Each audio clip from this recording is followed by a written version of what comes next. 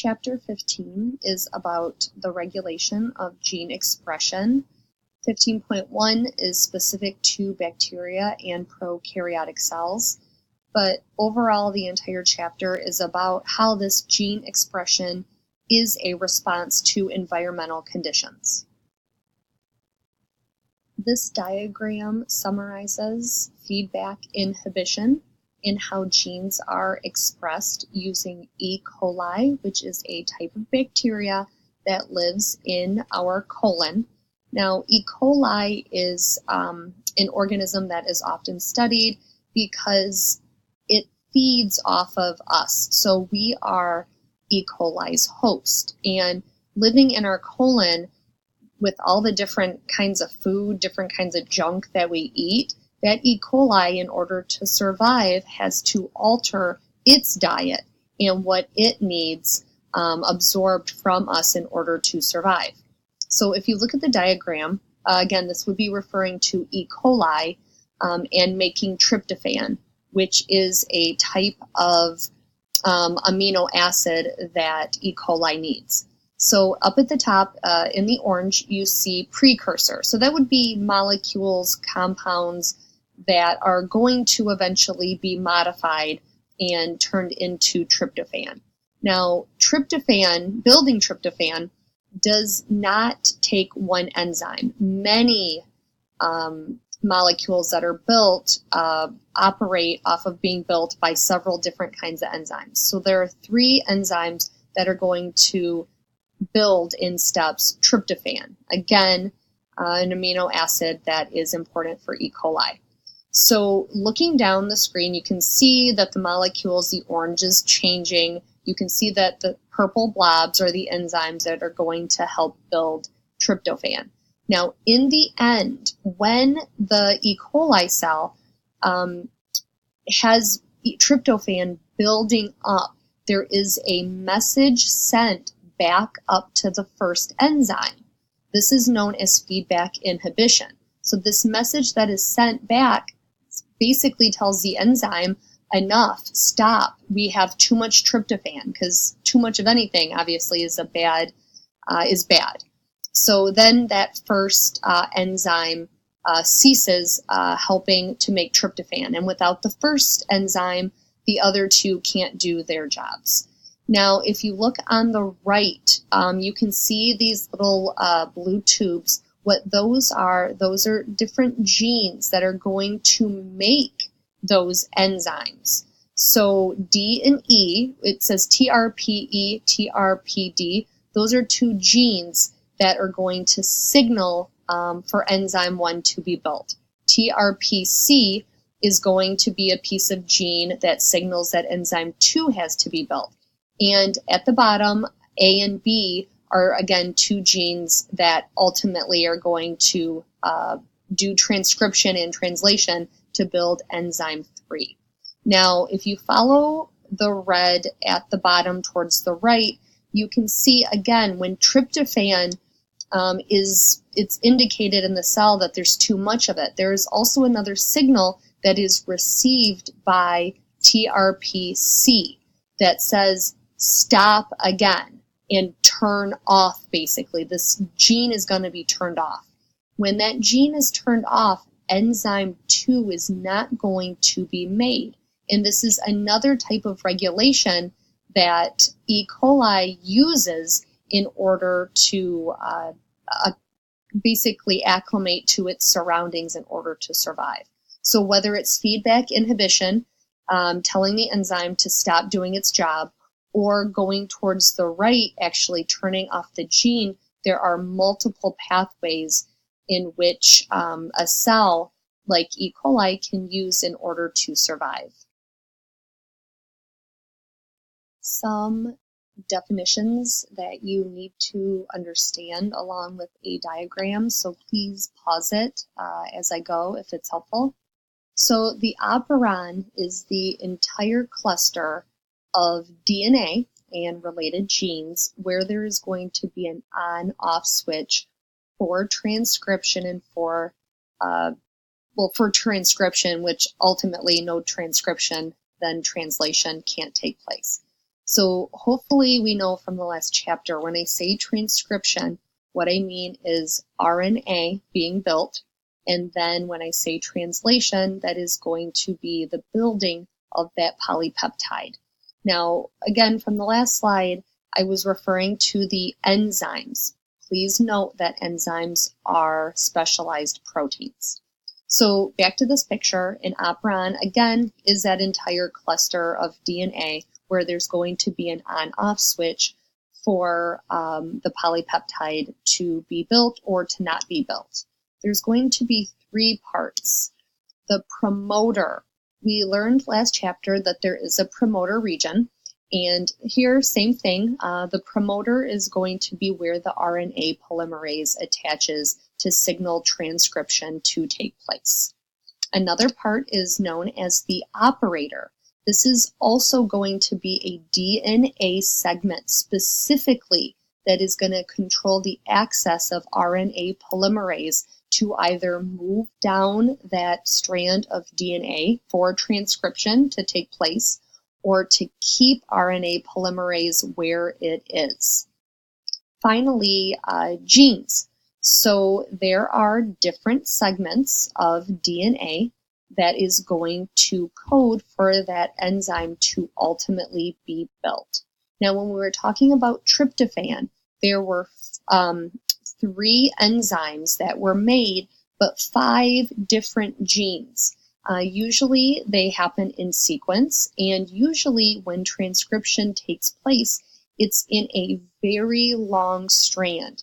And that really long strand of mRNA that's going to be built can be cut in different pieces in order to make different enzymes. Here's a good summary of gene expression with E. coli and making the enzymes that are going to build and produce tryptophan. So I put in I think it's like a brown dashed line. I want you to look towards the right. So this is specific to E. coli. And you can see the clear blob that's going to be RNA polymerase. RNA polymerase is going to work its way towards the right down that DNA strand through those different genes in order to do transcription. It is bound to that TRP promoter region, and the entire piece of DNA with RNA polymerase is going to be known as the TRP operon, which again is going to do transcription and translation to build the enzymes that are going to synthesize the amino acid tryptophan. So also there is the TRP operator, and that piece is either going to stop RNA polymerase in its tracks, or it is going to allow for RNA to do its job and give it a green light, basically. So it's that piece that is the start and the stop for transcription, not start, stop, codon, but for RNA, it's the switch, I should say. That's saying it better. That TRP operator is the switch for RNA polymerase to do its job. Now, if you look at the pink piece, that's going to be the mRNA strand right underneath the DNA, so transcription has taken place.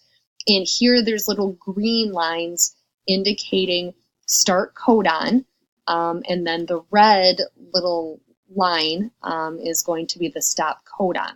So from the first piece, that is going to be translated for enzyme E to be made. The second piece is going to allow for translation, again, for the enzyme D to be translated and to be built, which again, these pieces are polypeptides because enzymes are proteins. And then as you can see, working down, that all the enzymes, and there's 5 of them, D and E go together, and A and B go together. There's 5 different enzymes, but again, some of them need each other in order to do their jobs, like A and B and D and E. So that's how, again, transcription and translation is occurring. Now, I said on some of the previous slides, what if there's too much tryptophan? So what regulates that? How is the message sent for RNA polymerase to stop doing its job, to stop transcription and translation? Something known as a regulatory gene. This is going to produce a repressor protein that is going to be like a puzzle piece and stick to that TRP operator. And it's almost like a tree branch falling down in the middle of a road. A car can't pass. RNA polymerase can't pass and do its job if that repressor protein is in the way. Now, how is the repressor protein made? It's also made by a gene. It also undergoes transcription and translation. But again, it's not an enzyme that is building the amino acid tryptophan. It's a protein that is going to repress tryptophan from being built by getting in the way of RNA polymerase. So that also happens in DNA as well, and it has its own promoter region, and it has to undergo transcription and translation as well, because it is ultimately a protein or a polypeptide. There are two general types of operons. Again, an operon is a gene or a series of genes that have an on-off switch due to that operator. So one type is a repressible operon, and this is a type that is typically on, and that in that promoter region, RNA polymerase can go right ahead and do transcription and translation to build a polypeptide or a protein or enzyme. And in order for it to get turned or switched off, a repressor is going to need to come in and get in the way of RNA polymerase to not read downstream and do transcription. Another type is going to be called an inducible operon. And this is a type of DNA segment with a switch, again, that is typically in the off position by nature.